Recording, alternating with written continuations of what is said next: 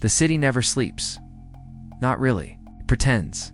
Dims the lights, lowers the volume, but in the cracks of silence, something always breathes. In one of those cracks lived a man named Victor Crane. At 48, he was quiet, methodical, unassuming, but every inch of his being was wired for precision. Victor wasn't always like this. 2 decades ago, he was a rising star in forensic accounting. Numbers were his canvas. Fraud, his specialty. Big firms paid him to find lies buried in spreadsheets, and he did it with terrifying accuracy. But the higher he climbed, the more enemies he made. And one day, someone pushed him off the ladder. His name was Malcolm Shaw. Victor and Malcolm had met at university, 2 minds with opposite temperaments. Victor was analytical, a perfectionist. Malcolm was social, persuasive, a master of charisma. They became roommates, study partners, and later colleagues. They even dreamed of opening their own firm. Victor believed in integrity. Malcolm believed in outcomes at first. They balanced each other well. Malcolm brought in clients. Victor did the forensic heavy lifting. They exposed fraud for Fortune 500s and earned accolades. But cracks formed when Malcolm began manipulating reports. It's not to lie, but to win contracts. To spin numbers so they impressed rather than informed. Victor objected. Malcolm shrugged. This is how the game's played. Came to a head when Victor uncovered a $30 million embezzlement scheme connected to a board member at a private equity firm. Victor wanted to report it. Malcolm wanted to bury it.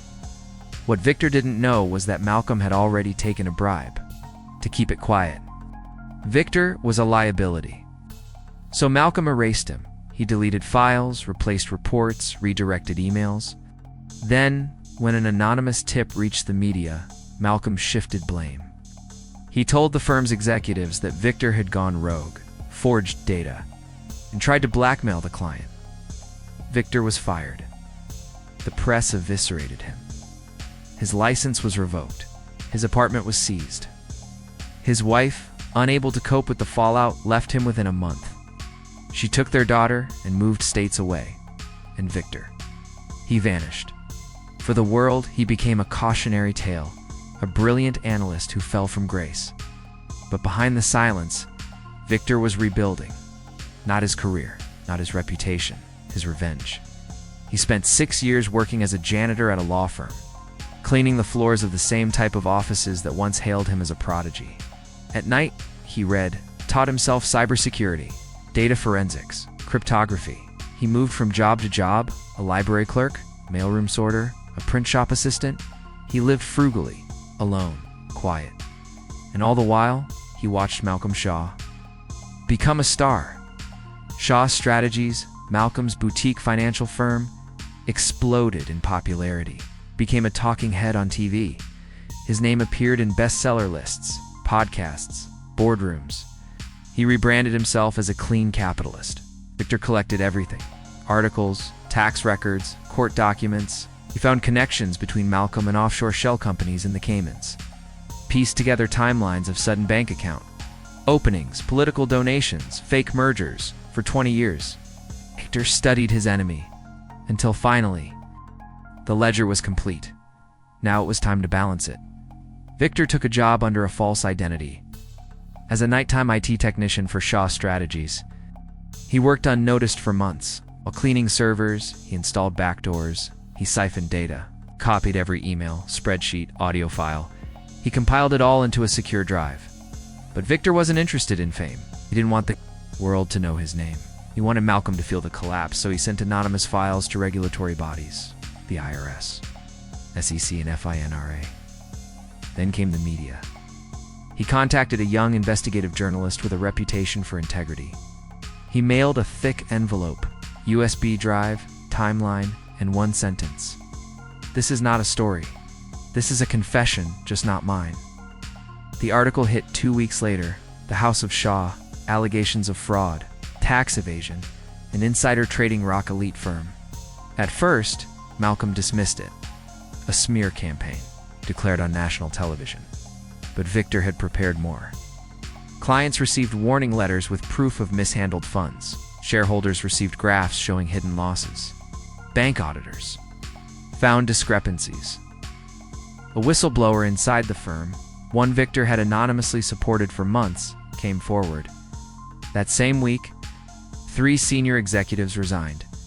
2 weeks later, the SEC froze Shaw Strategies accounts. Malcolm's personal funds were seized. Lawsuits piled up, but Victor wasn't done. He wanted Malcolm to look him in the eyes. Every Thursday, Malcolm visited the same cigar lounge. Same time, same booth. Victor followed his routine, dressed in a tailored jacket. Gray-streaked hair brushed back, glasses to blur the lines of time. He sat 2 booths away, then walked over. "Mind if I join you?" he asked. Malcolm looked up, startled. "I'm waiting." For he stopped. Victor smiled faintly. "Recognize me, Crane?" Malcolm whispered. Victor nodded. "You think you've done something clever?" Malcolm asked, low and bitter. "You won't win." Victor placed a small recorder on the table. Click. "You built your empire on firewood," he said, "and I'm the match." Malcolm leaned back, forcing a laugh, but his hands trembled.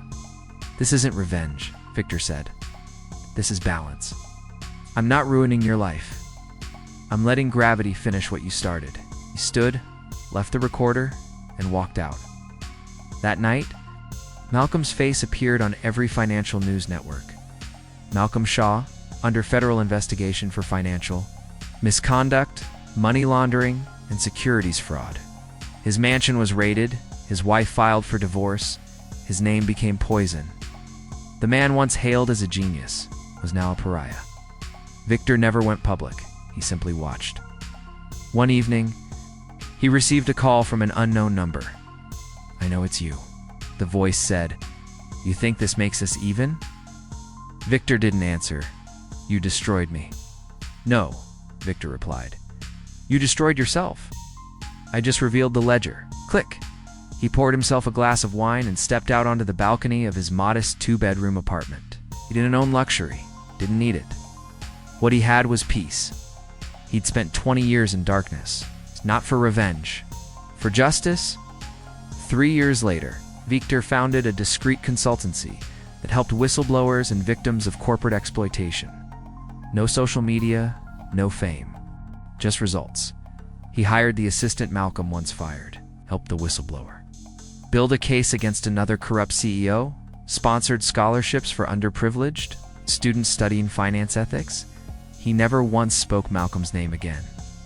But every year, on the day he lost everything, Victor lit a single candle in his study. He placed it on the desk and read silently from a journal titled The Final Ledger. Inside, a single quote: "Revenge is loud, justice is quiet, but both are final." And for Victor Crane, the equation was at last complete.